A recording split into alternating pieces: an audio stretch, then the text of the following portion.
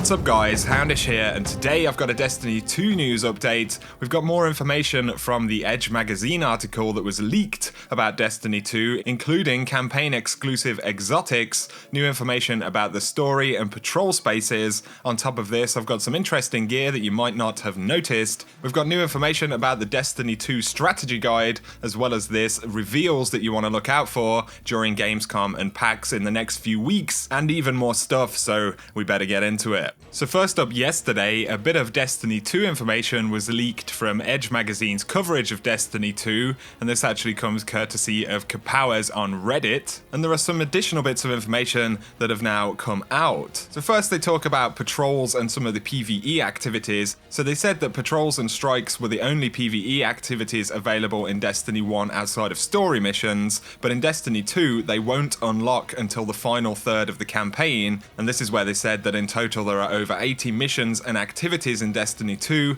each is substantial in length, challenge, story, and reward. So that's pretty interesting. Until you get a good way through the campaign, most of the strikes and patrol content won't actually be available. We also learned of some public events that can be manually activated by picking up a flag in the patrol space, which also automatically refills your super. This is pretty interesting. They don't elaborate too much, but we know that there will be weekly flashpoints which feature more complex and difficult events. Certain events in the flashpoints will need to be completed for rewards and to unlock access to more difficult encounters and secrets, so perhaps the featured public events can be activated in this way by collecting the flag. But up next we have a bit more of an insight to what's happening with some of the abilities. So they say base cooldowns are lower in the final game than they were in the beta, yet there is a wider structural change at play here, one born of a very different philosophy of that which drove the first game's design. So previously cooldowns were mostly reduced by stats that randomly rolled on pieces of armor, intellect, discipline, strength, and they were passive and bestowed upon you automatically by the things you wore. But in Destiny 2 they're calling them active abilities, so if you want your next grenade more quickly, you're going to have to work for it. For example, our beloved Warlock, a perk on the Dawnblade subclass, lets us speed up the recharge rate of grenades with airborne kills, and there is a new exotic chess piece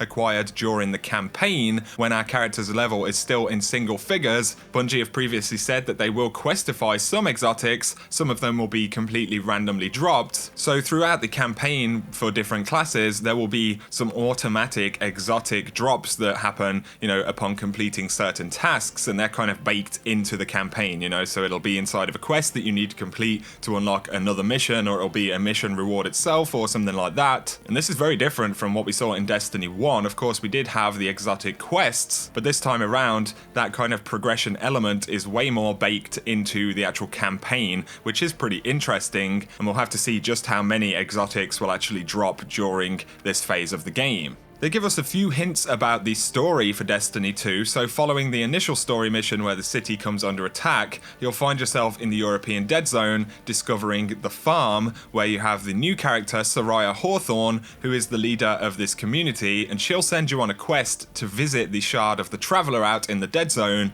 You'll have to clear out a bunch of enemies around the Traveler Shard in order to regain your powers from the Traveler's Light before continuing on your campaign. But they also spoke about the final campaign boss, and they described it as a shapeshifter featuring challenging mechanics as opposed to simply being a bullet sponge, and Edge were very impressed by the action and story-packed campaign for the new game. So some pretty interesting stuff there. It gives us a bit more of an insight as to how Bungie are handling kind of the story and the drops in the game, as well as the kind of general progression, and those few hints about the story are very, very exciting. I can't wait to jump into the new campaign. Moving on, something pretty interesting that DPJ pointed out is this new Titan helmet that you can see in the background right there. So frame by frame you can see that this Titan has kind of crazy horns on the helmet, very similar in a way to the Ram. Could well be an exotic armor piece right there. They have hidden it very, very well, but very intentionally in this trailer. It doesn't appear anywhere else that we can find, so I do think we could be looking at a new Titan exotic, or perhaps part of a set of armor. But I'm all for those horns, man. They look pretty badass. So moving on, there is a new strategy guide coming out for Destiny 2. Obviously, it's the kind of thing we could imagine would happen, but this is the Primer Games Destiny 2 strategy guide, and it should be dropping from about the 6th to the 8th of September this year, and it'll include an art gallery with a collection of artwork and concepts from Bungie. On top of this, there will be the multiplayer section with Crucible tips, tactics, and detailed maps to help you win in Guardian combat. There will be an armory with a rundown of exotic and rare gear for you to hunt in the game, which is pretty interesting, and there'll also be a field manual, information about new features in Destiny 2, and strategies to help refine your playstyle. There will also be an in-depth breakdown of the enemies, their artwork, intel, combat behaviors, with what to expect from your foes and how to take them down. You'll also have a mission guide for the world of Destiny featuring a walkthrough of the main campaign, strikes, and other activities, and there will also be detailed maps and information for the worlds within Destiny where you can locate chests, enemy groups, bosses, and learn invaluable intel. The armory will be quite interesting, a rundown of exotic and rare gear for you to hunt in the game. So I think we could actually literally see, spread of several pages, here are the exotics in Destiny, which would be kind of a weird spoiler. I'm not sure whether this ever happened in Destiny 1, to be quite honest. Either way, it's going to be interesting. I will leave the link to the strategy guide down below so you can pre-order it or check it out if you're interested.